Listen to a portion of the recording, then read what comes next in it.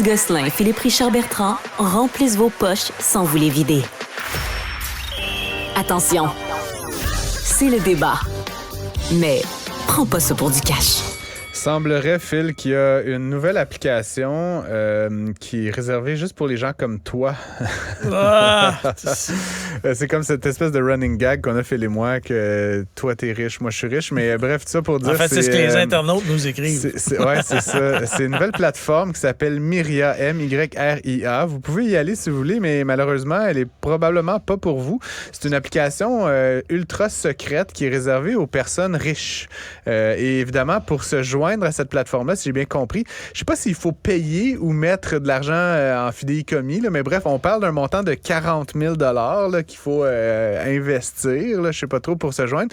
Et ensuite, il faut montrer patte blanche. Donc, la plateforme va analyser vos actifs, vos passifs, votre valeur nette et décider si vous êtes digne de vous joindre à la plateforme parmi les riches et célèbres de la planète.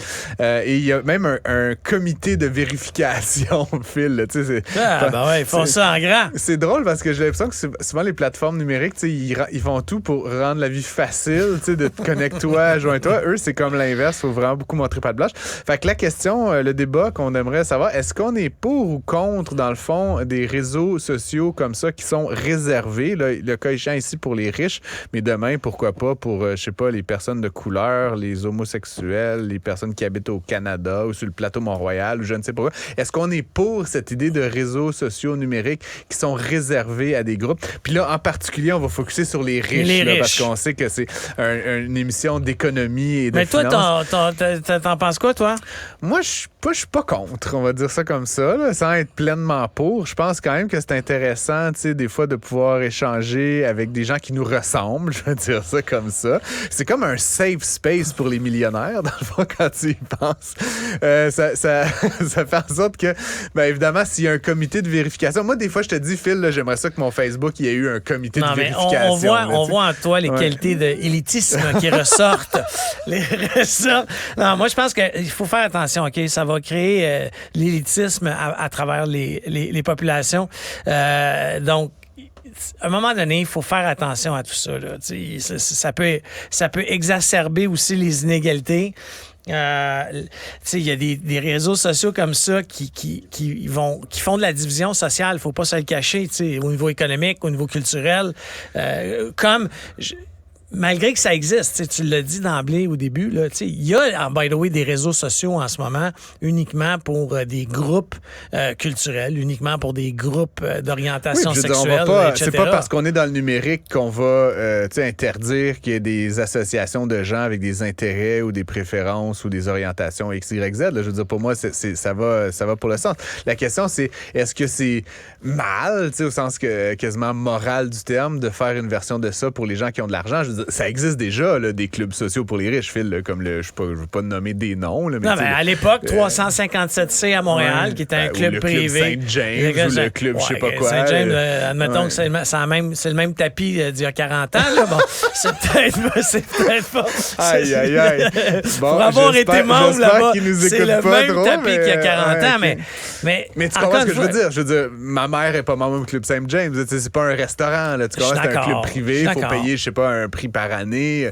J'en avais connu un club, c'était pour les amateurs de vin. Je sais pas si ça dit quelque chose. Vino Veritas. Ouais, c'était comme quelque part dans Griffintown. Il y avait une cave à vin. T'as le club Saint-Denis, t'as le club Atwater. Tu sais, t'en as des clubs. Puis, by the way, on peut trouver ça très élitisme à Montréal parce que t'as une cotisation de 4 000 $, mais à Manhattan, ces clubs-là, puis je te parlais hors onde.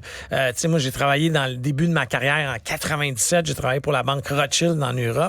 Puis, le groupe Rothschild a un étage complet d'une de ces banques qui est réservé à l'élite. Puis pour accéder à ce club-là, qui est ouvert 24 heures sur 24, il garde du staff tout le temps, 24 heures sur 24, il fallait $1 milliard américains dans ton compte de banque. Bon, tu vois, ça existe déjà. Donc, ça pour dire. Et puis, bon, pour moi, donc le fait que ça existe déjà dans la vraie vie, ça rend pas ça plus agréable ou plus justifiable. Mais quand même, je pense qu'il y a quelques avantages. Puis, tu sais, moi, je vais pas payer 40 000 $ pour rejoindre quelques plateformes que ce soit. fois, mais je reviens, tu sais, je dis l'exemple avec Facebook, par exemple, donc, tu sais, on le dit souvent, là, cette espèce de mème de l'Internet, Phil, si tu ne payes pas, c'est que c'est toi le produit qui est vendu, là, tu sais.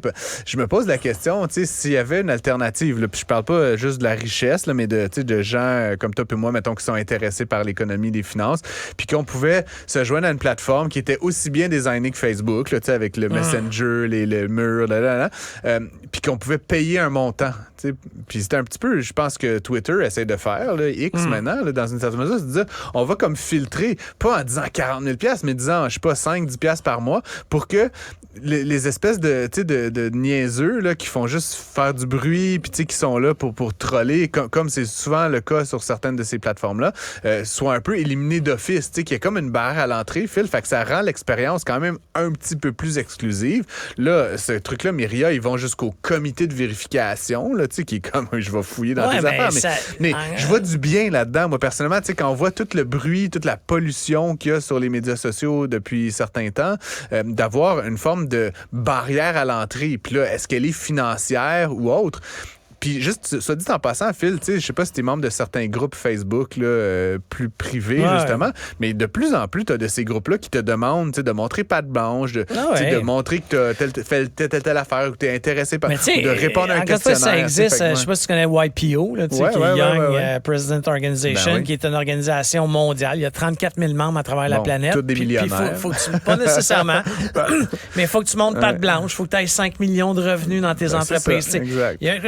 Que ça se retrouve sur le numérique, moi, ces clubs-là, là, à part pour faire peut-être du réseautage, mais là aussi, clairement. Je trouve que j'aime pas beaucoup ces clubs privés-là, moi.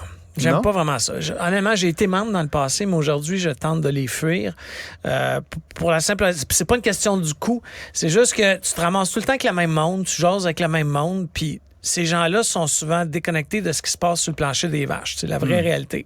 Moi, je vais préférer être dans le club social des employés, là, genre, qui font un souper spaghetti. Tu vas sauver les hot dogs. Hein, c'est ça, moi, honnêtement, je vais préférer ça, pas parce que j'aime les hot dogs, mais juste parce que j'aime ça, être en contact avec du vrai monde qui ont des vrais soucis. Puis c'est comme ça, je pense qu'on peut faire grandir la société. C'est pas d'être dans ta tour d'ivoire avec tout ton monde qui partage la richesse.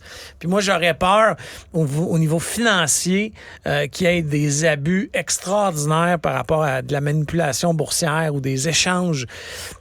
Mais tu m'as fait ce point-là déjà, Phil, puis je veux dire, pour moi, qu'il y ait un réseau social qui fasse ça ou qu'il y ait toutes les places que tu as nommées tantôt, Phil, c'est du pareil au même, là. Je veux dire, il n'y a pas une différence fondamentale entre le fait que ça se passe. Je veux dire, si les gens ils veulent faire de la manipulation boursière, si les gens ils veulent faire des délits d'initiés, tout ça, là, tu sais, qu'on peut imaginer, là, qui est très condamnable, ça, assurément, c'est pas parce que tu as une plateforme réservée que ça va arriver plus. S'il y a de quoi, cette plateforme-là, honnêtement, elle va être peut-être plus observée. Elle va laisser une trace. Les autorités comme la Securities and Exchange Commission ou l'AMF pourra demander, tu sais, je veux dire, Phil, les gens qui font des délits d'initiés, ils font pas ça dans Facebook Messenger, j'espère. Je veux dire, en tout cas, ils vont se faire pogner. Là, c'est ceux qui font ça, entre guillemets, bien, là, les vrais fraudeurs, ils font ça verbalement, puis ils font pas ça en laissant des traces à gauche, à droite. Tout ça étant dit, Phil, c'est sûr que dans une ère d'augmentation des inégalités sociales et économiques, le fait de créer des espaces d'exclusion réservés aux riches, pour moi, il y a un petit risque, évidemment, là-dedans. Je pense quand même que c'est normal que les gens veulent se regrouper par statut socio-économique, par niveau de préférence, etc.